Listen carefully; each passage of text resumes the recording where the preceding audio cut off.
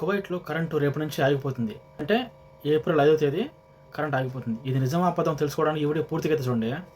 మీరు విన్నదైతే నిజమే. రేపు ఏప్రిల్ 5 రాత్రి 1 గంట నుంచి 4 గంటల పాటు అయితే కరెంట్ అయితే ఆఫ్ అవుతుంది.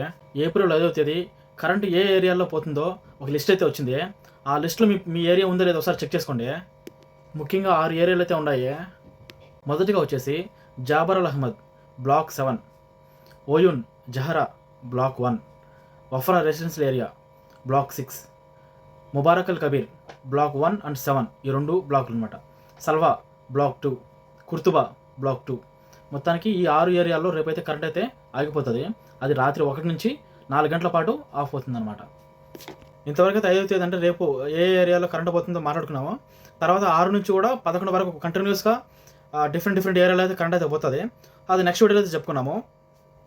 అసలు చాలామందికి ఒక డౌట్ అయితే వస్తుంది, ఎందుకు ఈ 4 గంటలు కరెంట్ అయితే పోతుంది అని అనుకుంటే, ఇది ఎలక్ట్రిసిటీ మెయింటెనెన్స్ అనమాట, రొటీన్ మెయింటెనెన్స్ కోసం.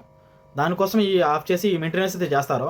అంతేగాని ఈ యుద్ధ వాతావరణం వల్ల సంథింగ్ ఏదైనా కొరత వచ్చింది లేకపోతే ఇబ్బంది అయిపోయింది అందుకని కరెంట్ సేవ్ చేస్తున్నారు అని అయితే అలాంటిది అయితే కాదు. ఇది జనరల్గా రొటీన్ మెయింటెనెన్స్ అనమాట ఎలక్ట్రికల్కి. For more videos follow and subscribe to Mano stocks.